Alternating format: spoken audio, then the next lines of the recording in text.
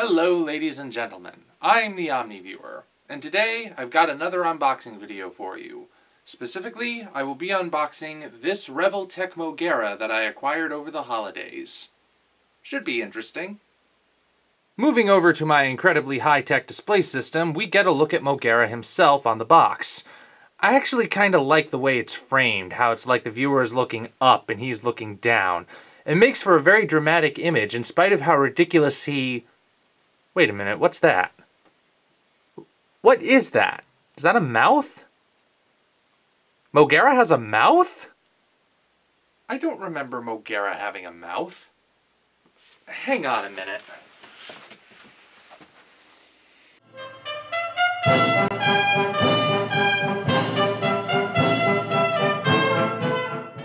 Okay, so I just rewatched The Mysterians, and I came to two conclusions.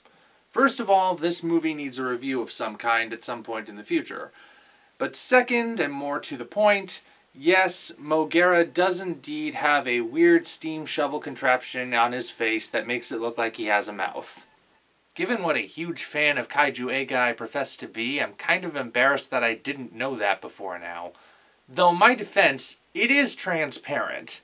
And Moguera spends most of his time looking down anyway, so it's really hard to see. Why is it even there anyway? It doesn't do anything. Whatever. Back to the unboxing. Okay, so back to the box itself. As with all RevolTech figures, the front opens and we get a nice little window showing us the figure, this little token that lets you know it's a collector's item, and this panel. And as you can see, it says a bunch of stuff in kanji. I really wish I could read it. I'm afraid my Japanese is a little rusty. We also get this weird image that must have been an original concept maquette because it looks nothing like what appears in the movie or like the figure itself. I think they went with the better option. And of course on the back we get more kanji as well as a few poses that Moguera never made in the movie. Alright, enough looking at the box. Let's actually open this sucker. So this is how everything looks when it comes out of the box. Moguera himself comes in 6 pieces, one of which is a spare. I'll get to that in a moment.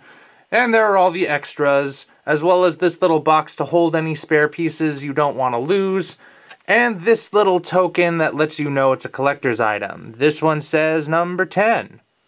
Good for me. Alright, how about assembly? Okay, so I was going to try assembling him for you on camera, but that proved to be way too frustrating, so instead we're just jumping to the finished product right here. Bit of advice though. Attach the tail to the bottom half before you attach the top half. Be careful putting this in. It sort of goes down, slides down when you attach it. And with the antennae, you twist them in. You don't just jam them in straight. You twist them in till the little knobs are pointing forward, but do it gently. Very gently. You don't want to break these things, and they feel like the most fragile part of this whole set. So anyway, on to how the figure is itself. He's actually pretty darn good. RevolTech figures are known for looking really good and really detailed despite their small size. But they're also known for having great articulation, and Moguera does have pretty good articulation all around. Pretty much every part of him, head, shoulders, knees and toes, anyway, hips, elbows, tail, it can all move, thanks to the ball joints. RevolTech's ball joints are pretty much the only kind out there. That's what they're really well known for. They make a clicking noise when you move them, like that. So you're pretty much guaranteed that they will hold a pose no matter what. But because the figures are relatively small, that also means the ball joints tend to be visible, like this shoulder joint right here. On an organic creature figure, that might look disruptive, but with Moguera, it actually doesn't look all that bad, probably because he's a robot. So you can pretty much pose him however you want. In fact, he can actually hold more dynamic poses than he ever held in the movie. Like, he can move his arm up here, do a salute. In the movie, he basically just has his arms down by his side like that the whole time, but, you know, this is a RevolTech figure, so do whatever you want to do. On his own, he doesn't really stand all that well, which is why he has this stand. There are two little pegs towards the front that fit the two little holes towards the front of his feet. Fits into them perfectly. As you can see here, the tail doesn't interfere, and it allows him to stand. It limits the leg movement, not that there's all that much you'd want to do with them anyway, but it frees up the hips, the head, the arms, pretty much anything you want. And of course, there's this little display plaque right here, which if we zoom in and let it focus, or not. Anyway, that's Moguera's name written in kanji and other stuff beneath it that you can display right there.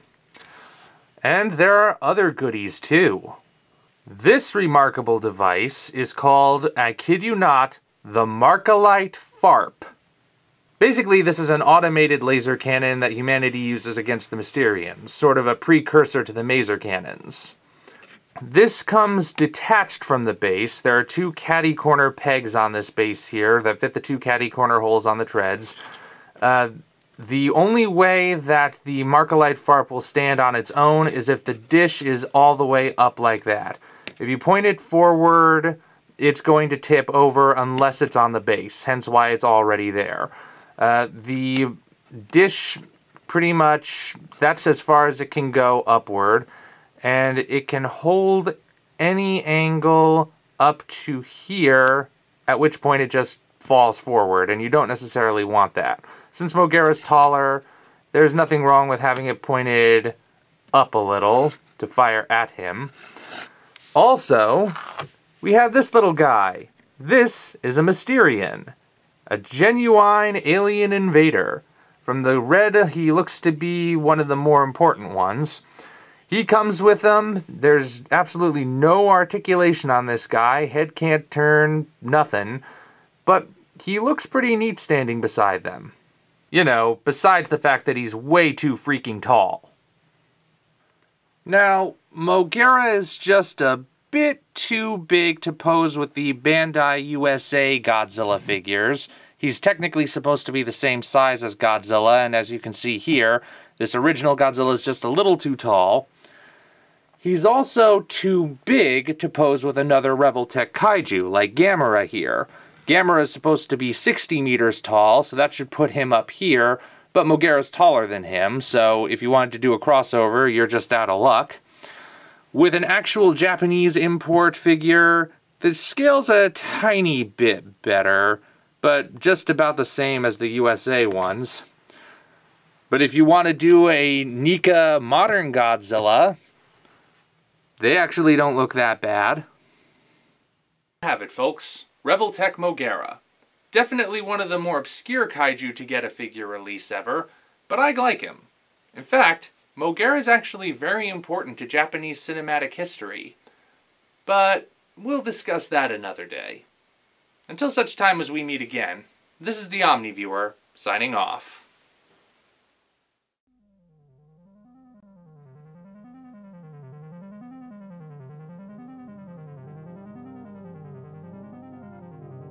You know what? Forget Rodan, Mothra, and King Ghidorah. I say Godzilla vs. Moguera for 2018. Make it happen, Gareth.